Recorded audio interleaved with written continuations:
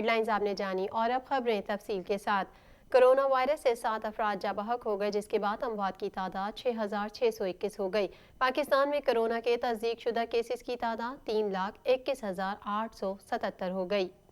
National command and operation centre کے تازہ ترین اعداد و شمار کے مطابق گزشتہ 24 گھنٹوں کے دوران 659 نئے کیسز رپورٹ ہوئے۔ پنجاب میں 1,01,367، سندھ میں 1,41,249، خیبر پختونخوا میں 38,521، بلوچستان میں 15,621، گلگت بلتستان میں 4,016، اسلام آباد میں 17,781، جبکہ آزاد کشمیر میں 3,322 کیسز رپورٹ ہوئے۔ ملک بھر میں اب تک 40,09,497 افراد کے ٹیسٹ کیے گئے۔ گزشتہ 24 گھنٹوں کے دوران 33,901 نئے ٹیسٹ کیے گئے۔ اب تک 3,05,835 مریض صحت یاب ہو چکے ہیں، جبکہ 529 مریضوں کی حالت تشویشناک ہے۔ پاکستان میں کرونا سے ایک دن میں 7 افراد جاں بحق ہوئے، جس کے بعد وائرس سے مرنے والوں کی مجموعی تعداد 6,621 ہو گئی۔ پنجاب میں 2,279، سندھ میں 2,568، خیبر پختونخوا میں 1,265، اسلام آباد میں 193، بلوچستان میں 146، گلگت بلتستان میں 90 اور آزاد کشمیر میں 80 مریض جان سے ہاتھ دھو بیٹھے۔ وزیر اعظم عمران خان نے کہا ہے کہ اوورسیز پاکستانی ملک کو سب سے زیادہ فائدہ پہنچا سکتے ہیں۔ بدقسمتی سے اداروں میں باہمی تعاون کا فقدان ہے، ہمارا ویژن دھندلا چکا ہے۔ ڈالر کی کمی کے باعث ہمیں IMF کے پاس جانا پڑتا ہے۔ ملک کی ترقی کے لیے ڈالر آنے چاہیے، نہ کہ باہر جانے چاہیے۔ وزیر اعظم عمران خان کا کہنا تھا کہ چین نے ایکسپورٹ کو بڑھایا، ان کا ملک ترقی کرتا گیا، ترکی کو بھی IMF کے پاس جانا پڑتا ہے۔ اردوان نے ترکی کو تبدیل کر دیا، انہوں نے ایکسپورٹ بڑھائی۔ اردوان نے کہا، ہماری 3 ترجیحات ہیں: برآمدات، برآمدات اور برآمدات۔ 60 کی دہائی میں پاکستان کی سمت درست تھی، ترقی کے سفر میں منزل اور سمت کا تعین ضروری ہے۔ حکومت سنبھالی تو برآمدات کے مقابلے درآمدات زیادہ تھیں۔ تو ترکی کا بالکل ہمارا حال تھا، وہاں بھی ان کو ہر تھوڑی دیر کے بعد IMF کے پاس جانا پڑتا تھا، ادھر بھی ان کی ڈیموکریسی ڈسرپٹ ہوتی رہتی تھی۔ تو پرائم منسٹر اردوغان نے جو ترکی کی تبدیلی لے کے آئے، انہوں نے پلان کر کے اپنی ایکسپورٹس بڑھائیں۔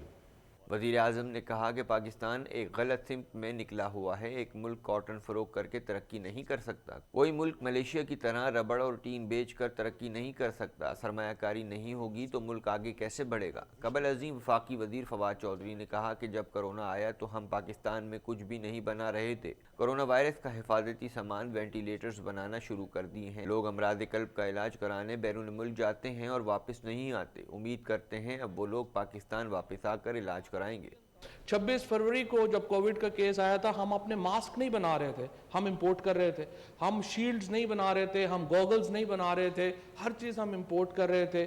اور آپ کے اس ویژن کے نتیجے میں سر، نہ صرف یہ کہ ہم نے اپنے سینیٹائزرز، ماسک، شیلڈز اپنی بنانی شروع کی، بلکہ ہم نے وینٹیلیٹر جیسے سوفسٹیکیٹڈ مشینز بھی پاکستان کے اندر بننا شروع ہوئیں۔ Army chief general Qamar Javed Bajwa نے کہا ہے کہ مستقبل کی جنگوں میں چیلنجز سے نمٹنے کے لیے جوانوں کی بہترین تربیت لازم ہے۔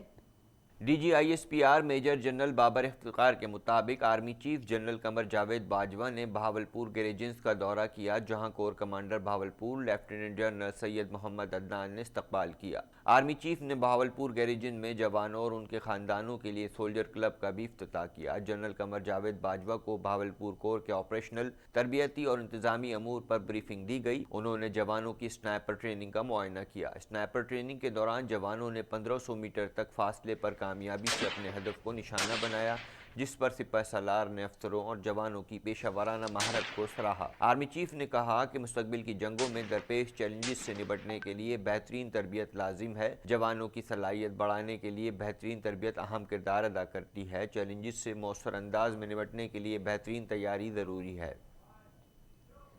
وزیر اعظم کے مشیر برائے خزانہ عبدالحفیظ شیخ نے کہا ہے کہ حکومت نے ملک کو دیوالیہ ہونے سے بچا لیا اور مہنگائی پر بھی جلد قابو پا لیں گے۔ مشیر خزانہ عبدالحفیظ شیخ نے گورنر ہاؤس میں بزنس کمیونٹی سے ملاقات کی، جس میں ان کا کہنا تھا کہ سابق حکومتوں کی غلط پالیسیوں سے ملکی معیشت تباہی سے دوچار رہی، کرنٹ اکاؤنٹ خسارے میں کمی حکومت کی کامیاب پالیسیوں کا نتیجہ ہے۔ انہوں نے کہا کہ آئی ایم ایف کے پاس مجبوری کے تحت گئے تھے اور مشکل معاشی صورتحال سے نکلنے کے لیے سخت فیصلے کرنا پڑے، جس سے حکومت نے ملک کو دیوالیہ ہونے سے بچا لیا ہے۔ حفیظ شیخ کا مزید کہنا تھا کہ بزنس کمیونٹی کے مسائل حل کیے جا رہے ہیں، مشکل صورتحال میں سخت فیصلے کرنا پڑے، مہنگائی پر جلد قابو پا لیں گے۔ وزیر اطلاع سندھ سید ناصر حسین شاہ نے کہا ہے کہ وفاقی حکومت نے جو آرڈیننس جاری کیا وہ غیر آئینی، غیر اخلاقی اور غیر قانونی ہے۔ ہمارا مطالبہ ہے کہ وفاقی حکومت اسے واپس لے۔ ہم نے اس کے خلاف ہر فورم پر آواز اٹھائی ہے۔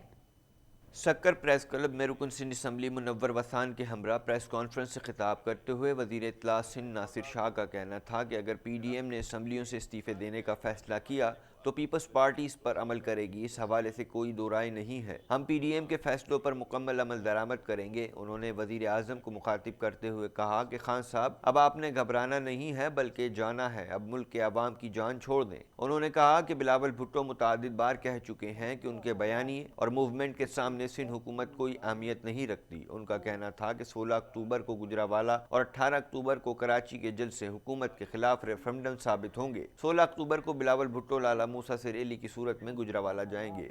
سندھ کے وزیر اطلاع سید ناصر حسین شاہ نے دعویٰ کیا کہ بہت جلد یا تو عمران خان خود چلے جائیں گے یا پھر صدر کو اسمبلیاں توڑنے کی سفارش کریں گے۔ ان کا کہنا تھا کہ ہمارا مطالبہ ہے کہ وفاقی حکومت اسے واپس لے۔ ہم نے اس کے خلاف ہر فورم پر آواز اٹھائی ہے، سندھ اسمبلی میں بھی اس کے خلاف قرارداد لائیں گے۔ عدالتوں سے بھی ہمیں اپنے حق میں فیصلے کی امید ہے۔